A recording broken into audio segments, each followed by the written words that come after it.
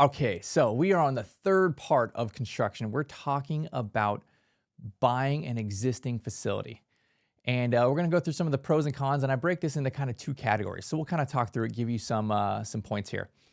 So I think that this is the fastest way to get into this industry is buying an existing facility.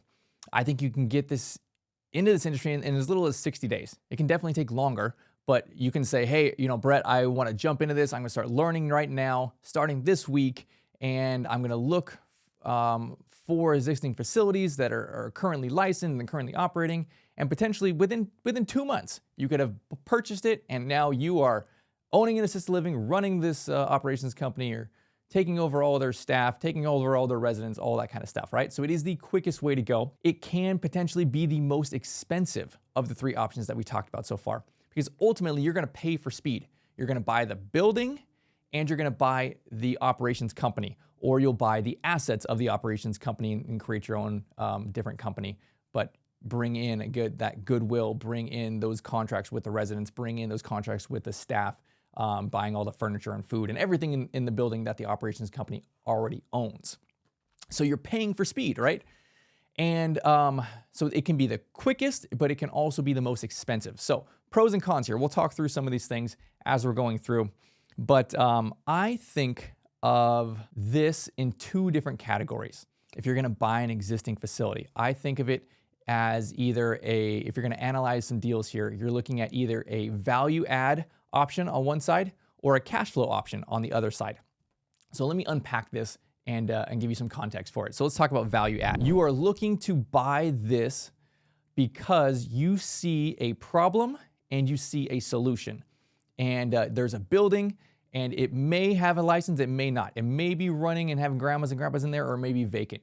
But there's a problem there, meaning the building's a problem or the operations company's a problem, or both. And you have a plan or an idea on how to solve it. And because you solve it, you are adding value, right? That's why it's called a value add deal. You're going to make the company more profitable, make the real estate more profitable by solving this problem. So some of these ideas for value add, it may be a facility that's operating, but it may be outdated. The building may be outdated, or maybe their staffing policies are outdated, or their marketing is outdated.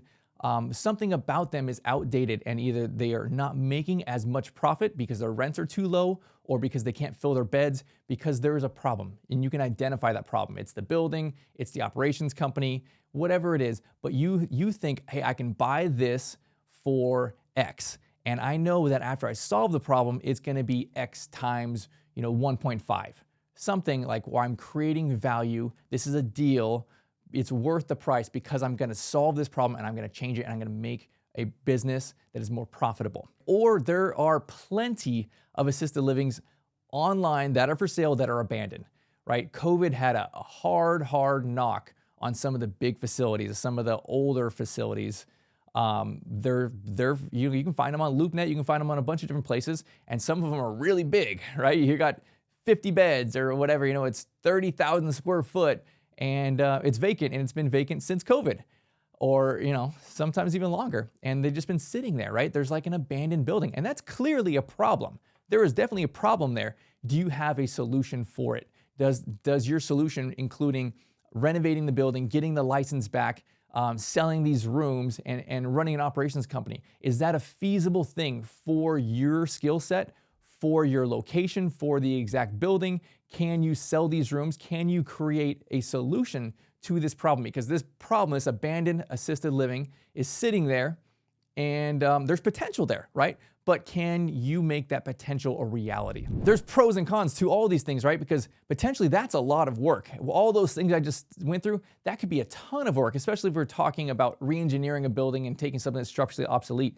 I said this could be the quickest amount of time, but clearly not those options, right? Those can take a lot of time and can bring a lot of headache, and you may succeed or you may not succeed in those things. But now let's talk about the opposite side of that.